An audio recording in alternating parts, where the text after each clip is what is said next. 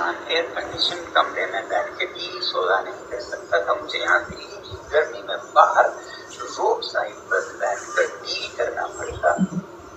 धिक्कार है ऐसे देश पर जिसमें ऐसे दिमागों की उपज होती है, जिसमें से ऐसे नीच से ज्यादा करता, क्योंकि आपको ज्ञान नहीं है, पता नहीं है क्या हालात थे मेरे ऊपर, क्या गुजरा मेरे परिवार पर पिछले 1-2 हफ्ते में।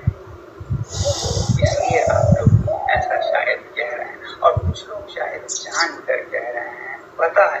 इसलिए पहले बात सुनने से पहले उसका बैकग्राउंड जरूर देखिएगा।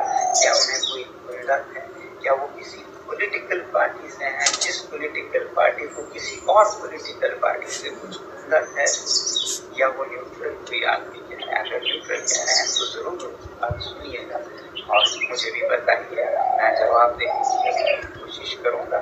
समझें या ना समझें, मगर सद्भावना है और मेरा आपके साथ सिंपैथी है। अगर आपको नहीं मालूम क्या हुआ इन दिनों में और किन हालातों में क्यों पेंशन तोड़ा और क्यों इस तरह से तोड़ा, पहले तो मैं आपको ये बताऊं, जब मुझे सफदरजंग अस्पताल ले जाया गया जबरदस्ती 18 तारीख को पकड़कर, तो वो सिर्फ अस्पताल नहीं था, वो एक छावनी थी, वो एक जेल था, जहाँ पर मुझे ऐसे रखा गया जैसे कोई कैदी शायद रहता हो। हर चीज पर पाबंद, बाहर नहीं जा सकता था कमरे से, कोई परिंदा भी पर नहीं मान सकता था हमारे कमरे तक, किसी से मिलने का कोई वो नहीं था अधिकार। मुझे सिर्फ 3 रिश्तेदार रह सकते थे, कोई संचार था, मोबाइल फोन लैपटॉप नहीं रख पाता था, कहीं कोई कुछ संदेश नहीं भेज पाता था। आप लोगों को मैं किसी तरह नैपकिन पेपर पर लिख कर भेजता था, वो भी कभी कभी सब किए जाते थे ज्यादातर।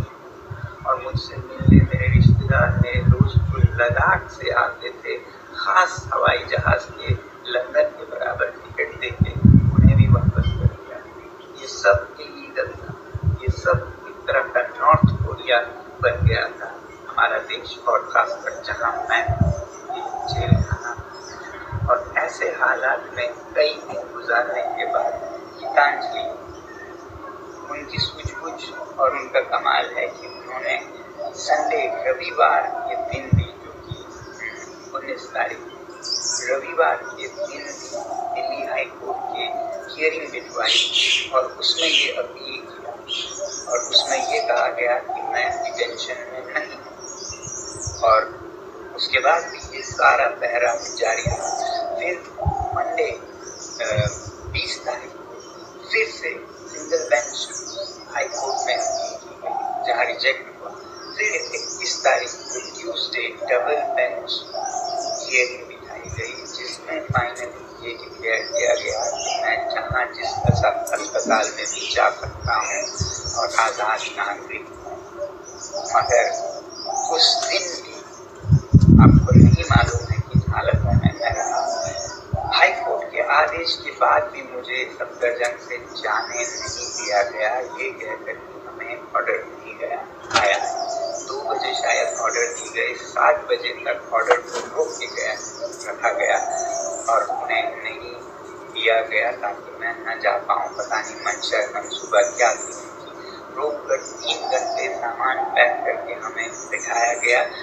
फिजिकली लड़ के झगड़ के हड़ताल के अंदर और एक हड़ताल करके जमीन पर लेट कर जो ताकत 22वें दिन मेरे में थी, वो जोर लगाकर मुझे बाहर जबरदस्ती निकलना पड़ा।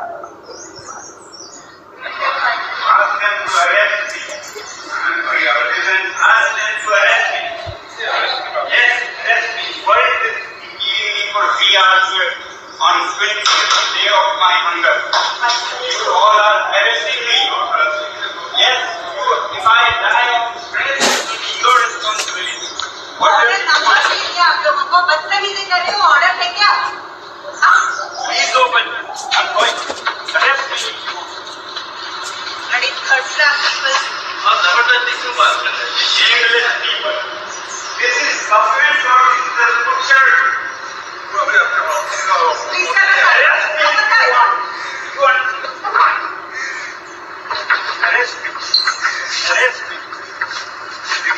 be wherever. Let the nation know how. Sir, we have sent you the order number. Okay, I have sent this doctor.